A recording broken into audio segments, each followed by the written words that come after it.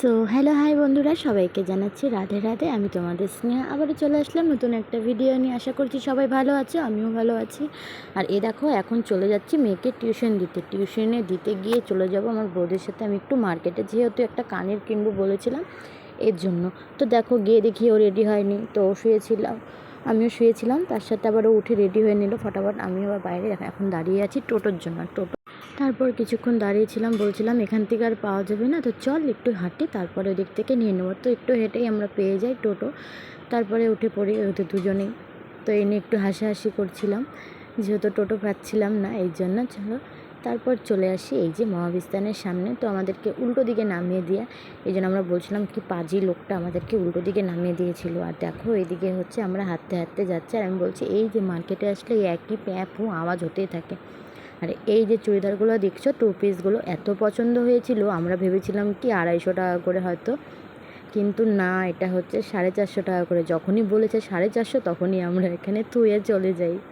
আর এত পছন্দ হয়েছিল এই চুড়িদারগুলো, কি বলবো। তো ও বলছিল নিবে, তো আমাকে বলছিল কি একটু দাম জিজ্ঞেস কর। তারপরে চলে যাই যে চাদরের দোকানে। আমরা কিন্তু চাদর কিনবো না, কিন্তু আমরা দেখছিলাম। তারপর দেখো এদিক দিয়ে চলে যাচ্ছি, চলে যেতে যেতে একটু মন্দির দর্শন করে নাও, একটু মন্দিরও দর্শন করে নিলাম। এদিকে আমরা এখন দেখো, এদিকে এত আমাদের এই যে মহাবিস্তানটা বলে, ঝড় বৃষ্টি ঠান্ডা গ্রীষ্ম যতই যা হোক, গরম, এই মার্কেটে প্রচণ্ড লোক থাকবে, সারা জীবন লোক থাকবে। কখনো মনে করো এই মার্কেটটা ফাঁকা যাবে না। আমি আজ পর্যন্ত দেখিনি যে এই মার্কেটটা বা ফাঁকা ছিল। এত ভিড় কি বলবো। আর দেখো এদিকে ব্যাগের দোকানগুলো একটু ভিডিও করে নিচ্ছিলাম। ওখান থেকে আমরা একটা ব্যাগ কিনেও নিয়েছিলাম, এটা এখন না, আগে কিনেছিলাম। আর দেখো এদিকে জুতোর দোকানগুলোর দিকে যাচ্ছি আমরা এখন। আমি কিনবো যেহেতু একটা কানের, এই জন্য এখন ঘুরতে কানেরটা যেহেতু একটু পরে কিনবো, এই জন্য একটু মার্কেট ঘুরে নিচ্ছিলাম। আর দেখো চলে এসেছি এখন আমরা দোকানে। তো আমাদের একটু এটাকে পছন্দ হচ্ছিলো। আমি বলছিলাম এবার না আমার জন্মদিনের দিন আমি কাশ্মীরি চুড়ি পরবো, যেহেতু আমার বর আমাকে এনে দেয়নি। তো একটা আমি হলুদ শাড়ি কিনেছিলাম, তো তোমাদের সাথে তো সেটা শেয়ার করিনি, সেটা শেয়ার করবো আমার জন্মদিনের দিন আমি কী শাড়ি কিনেছিলাম।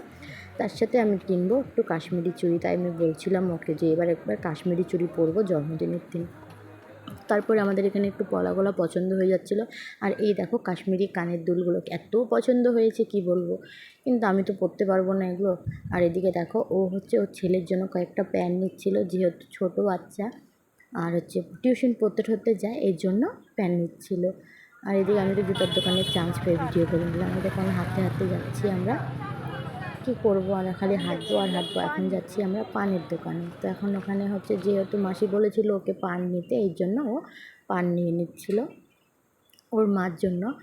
তো এখানে পান নিয়ে নিচ্ছে, মিষ্টি পান। আর হচ্ছে এখান থেকে আমরা চলে যাব